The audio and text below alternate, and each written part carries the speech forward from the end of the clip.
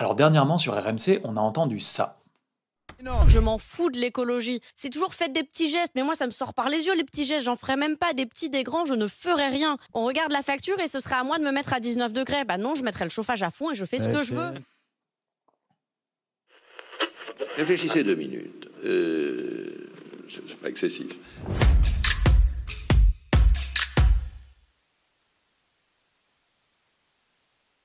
Bon, cette intervention, elle nous a quand même interrogés. Parce que, normalement, l'être humain, il est quand même super intelligent. Un chimpanzé, qui est un animal déjà bien affûté, il sait faire ça. Il sait prendre un caillou pour écraser des noix, il sait utiliser une brindille pour attraper des termites ou du miel. C'est assez incroyable en fait ce qu'il sait faire. Alors nous, Homo sapiens, on partage 99,6% de l'ADN du chimpanzé. C'est un bon cousin le chimpanzé. Sauf qu'avec ses 0,4%, on sait faire ça. Ça, c'est le télescope James Webb. C'est un truc complètement dément. Il y a des milliers d'humains qui ont bossé ensemble pendant 20 ans. Northrop Grumman qui ont fait la plateforme, Ball Aerospace qui a fait l'optique, les Canadiens de chez Honeywell qui ont fait les spectrographes, les Européens ont fait le lanceur, Ariane, et puis vous avez des chercheurs de partout, de l'université d'Édimbourg, de l'université d'Arizona. Et alors on a envoyé ce truc sur orbite à 1,5 million de kilomètres de nous, et on espère qu'il va nous expliquer l'origine des trous noirs, la formation des galaxies ou encore la composition de l'atmosphère des exoplanètes. Est-ce qu'on se rend seulement compte de l'intelligence qu'il faut pour inventer un truc pareil? L'intelligence humaine, c'est vertigineux. Sauf que, quand on fait de la politique, ça donne ça. Donc, vous vous prenez pour le général de Gaulle. Votre théâtre Déjà, antifasciste... vous vous prenez pour le général de Gaulle. Un peu de modestie. Votre théâtre antifasciste ne marche pas avec moi, monsieur. Non, mais vous n'êtes pas le général de Gaulle. Et vous êtes en revanche un mauvais acteur du théâtre antifasciste. J'aimerais qu'on... C'est-à-dire, vous êtes anti-parlementaire, c'est ça? Ah non, pas du tout. Je pense que, comme l'a dit très bien Lionel Jospin, vous faites du théâtre antifasciste. Vous traitez tous vos adversaires de fascistes. Mais c'est la leçon de votre maître, Joseph Staline. Voilà le point de départ de cette chaîne YouTube. Pourquoi, quand on est dans le domaine de la science, on arrive à faire des trucs qui dépassent l'entendement, tellement on est intelligent, et quand on est dans le domaine de la politique, c'est-à-dire quand il s'agit de discuter entre nous pour prendre les meilleures décisions pour la société, on est bête à bêcher la flotte. Alors certains diront qu'on n'est pas bête. Si, on est très très bête. On est la seule espèce qui réussit l'exploit de détruire son propre habitat consciemment. C'est-à-dire qu'on a un mode de vie, une manière de consommer, une manière de produire, qui a pour conséquence directe le suicide de tout le monde, et on bouge pas.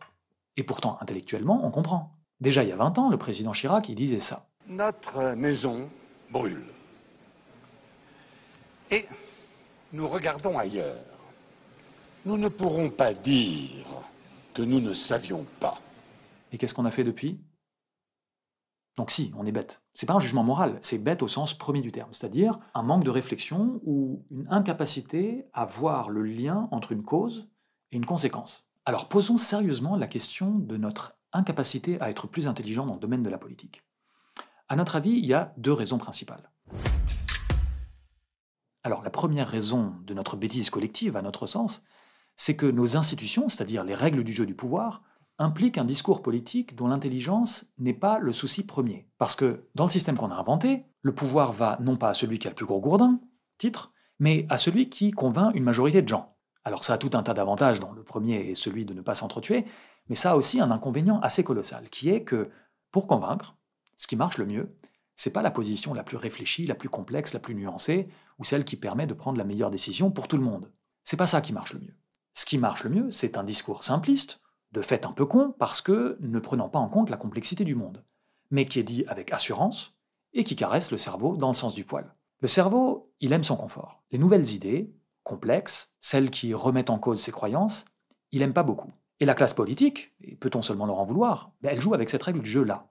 Alors prenons un exemple pour illustrer cette suboptimalité, disons. La lutte contre le terrorisme et le débat récent sur les fichiers S. Alors pour rappel, quelqu'un qui est fiché S, c'est quelqu'un qui est dans un fichier de police, parce que, étant considéré comme pouvant potentiellement porter atteinte à la sûreté de l'État. Et alors, une partie de ces fichiers S, ceux qui sont étrangers, une partie de la classe politique a cru trouver une bonne idée, en disant que puisque potentiellement ils pouvaient poser problème, on les expulse. Il faut effectivement expulser les fichiers S radicalisés étrangers. Ça fait 5 ans que je demande qu'on expulse les fichiers S. Tous les fichiers S doivent être expulsés de notre pays. Il faut interner les plus dangereux et il faut expulser immédiatement ceux qui ne sont pas français. Sauf que cette idée d'expulser les fichiers S, pour bonne qu'elle puisse apparaître, n'est pas du tout une idée si géniale que ça. Ce qu'il faut comprendre, c'est que Le fichage S, c'est pas du tout un indice de dangerosité des gens, et encore moins une liste de terroristes potentiels. C'est juste un outil des services de renseignement pour faciliter le travail d'enquête et de surveillance pour la police. Le fait de vouloir les expulser, c'est un raccourci terrible parce que ils n'ont pas commis de délit, sinon ils seraient en prison. Et le truc, c'est qu'on ne peut pas enfermer ou expulser quelqu'un qui est dans la légalité, qui n'a rien fait.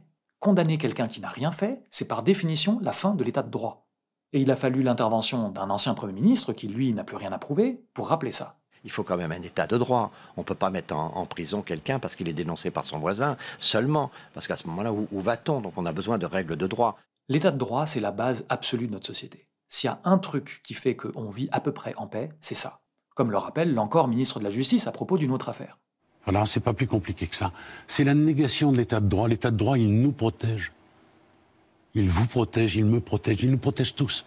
Maintenant, qu'on veuille expulser des étrangers qui ont commis des délits, qu'on veuille donner plus d'argent aux services antiterrorisme pour faire leur boulot. Tout ça sont des discussions légitimes. Mais proposer d'expulser des gens qui n'ont rien fait, non. Alors, parmi les 5 qui proposent l'expulsion des fichiers S, et il y en a d'autres, mais on a choisi ceux-là, il y a 4 énarques et une avocate. Donc, l'importance de l'état de droit, les grands principes du droit public, ça va, ils connaissent. Pourquoi alors propose-t-il une mesure aussi infaisable juridiquement que dangereuse à terme pour tout le monde? Parce que ça paye politiquement. Parce qu'avoir une posture de dur face à un problème qui émeut les gens, c'est plus facile pour convaincre que d'avoir une discussion chiante sur l'organisation de la DGSI et de comment on fait pour faire mieux, pour rendre les renseignements plus efficaces. Et l'honnêteté amènerait normalement n'importe quel responsable politique bien constitué à dire que l'antiterrorisme, c'est un sujet super complexe, qu'il n'y a pas de bonne solution, et que la meilleure des choses, c'est encore de donner les moyens aux renseignements de faire son boulot. C'est des professionnels et ils font ça très très bien. Sauf qu'une discussion complexe sur ce sujet-là, ça rapporte pas. Et le problème, c'est qu'avoir des positions au gros rouge qui tâchent, ça marche. 83% des Français sont favorables à l'expulsion des fichiers S. Et dans le même sondage Odoxa, on vous met le lien plus bas, on apprend que 61% des Français sont prêts à accepter des mesures qui les protègent, même si ça porte atteinte à leur liberté. 61%. Voilà. C'est exactement comme ça que la démocratie meurt. Par petits morceaux. Si on prend cet exemple de proposition d'expulsion des fichiers S, c'est pour dire que le fait qu'il y ait des élections, et donc une nécessité de convaincre pour avoir le pouvoir, implique la domination dans le débat non pas des meilleures idées, mais de celles qui rapportent le plus politiquement. Et voilà pourquoi votre fille est muette. Pour des raisons structurelles, dans le discours politique, on réfléchit peu, assez mal, on pose souvent les mauvaises questions, et pour y répondre, on préfère une opinion qu'une analyse rigoureuse. Et c'est sans doute une des raisons, à notre avis assez centrale, pour laquelle le débat ne vole pas très haut. Alors la deuxième raison qui nous pousse à une certaine bêtise, c'est notre cerveau. Notre cerveau, c'est une machine extraordinaire, mais son but premier n'est pas du tout de nous faire prendre des décisions politiques intelligentes. C'est de nous faire survivre dans la savane. C'est pourquoi, quand on doit prendre la parole en public par exemple, quand on a un rendez-vous avec quelqu'un qui nous plaît, le cerveau nous dit « danger potentiel ». Donc, il active le système nerveux autonome, qui envoie de l'adrénaline pour chauffer les muscles, qui fait qu'on a le souffle court, qui fait qu'on a le cœur qui bat plus vite, on se met à transpirer. Et alors, toutes ces choses sont très utiles quand on est face à un mammouth, mais avant de prendre la parole ou avant un rencard, c'est assez con de la part de notre cerveau. De la même manière, quand il faut réfléchir de manière rationnelle à un problème politique, le cerveau, c'est pas son truc, quoi. Tout ce temps qu'on est, on est bourré de biais cognitifs qui font qu'en vrai, on réfléchit assez mal. Alors prenons un exemple là aussi. Restons sur le terrorisme. Le terrorisme en France, c'est 250 morts sur les 10 dernières années. C'est 25 morts par an. La cigarette, en comparaison, c'est 75 000 morts par an. Alors, les morts du terrorisme, c'est épouvantable, on ne discute pas ça. Mais pris rationnellement, la cigarette est un problème de société qu'on pourrait considérer comme au moins aussi important.